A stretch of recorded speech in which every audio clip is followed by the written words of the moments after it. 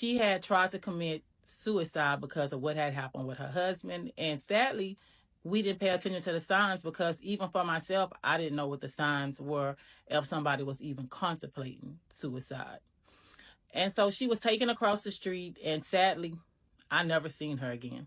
I couldn't tell you what happened to her past that. The only thing that I can think of is that it was such a hard time for her that she probably went on a psych ward and most likely completed her sentence on the psych ward, which is horrible and devastating.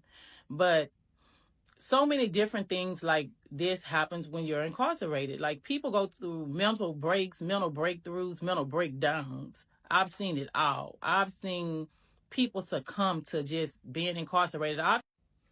Because of the things that were happening to so many people while I was incarcerated, I remember me always going around, and when I would talk to people, because now I'm getting around, I'm starting to get to know people, not listening to what other people are saying about the person and judging a book by its cover, but actually going out meeting with people, getting to know who they are. So there's that nurturing part of me because I'm a mother.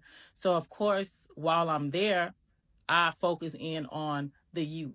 I want to always encourage them that, hey, this is not final. We have a date that we're going to leave this place, and always remember that it's mind over matter.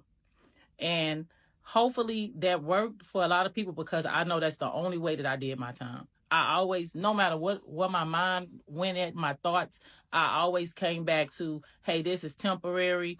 Hey, this is just a part of God's plan. I'm here, and He knows exactly where I'm at, and He's keeping me in perfect peace. So at this time, I met this really, really nice newcomer to the camp. She was a little older than me. She was local. She was from the Fort Worth, Dallas area. She was brilliance and beauty all together. Me and her linked up, and, we just basically would talk, and I would do a lot of volunteering around the compound. Wherever I can volunteer or do something, I would do it. And I will go over to Cosmo sometime, which is cosmetology in prison. We do have a Cosmo where you can go get your hair permed, dyed, washed, straightened, whatever. You name it, they can do it in Cosmo. And so I will go down there and I will volunteer to shampoo people's hair or straighten their hair. And I remember that this lady, Miss Jackie, would always come in there. And she was always so posh with her uniform and so sweet and so nice. And she didn't talk to a lot of people. And soon I was starting to hear that a lot of people didn't like her. They were calling her bougie. But I was like, welcome to the club. But of course, she had a 15-and-a-half-year sentence. And she had been down for a few years at that time. And I would go over to Cosmo and I would shampoo her hair.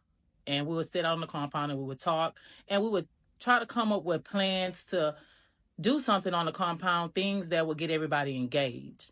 Because at that time, there had been a couple of programs, including the one that I had participated in with the pastor, the first lady, and her daughter.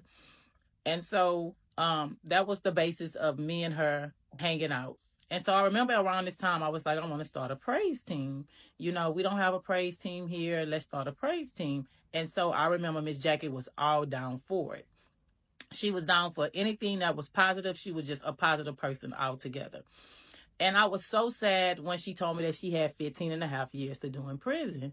And a part of me that was very humble while I was incarcerated was that part where I started to meet people who had received 20 years, people who had received 30 years, people who had received 40 years, and even 60 years.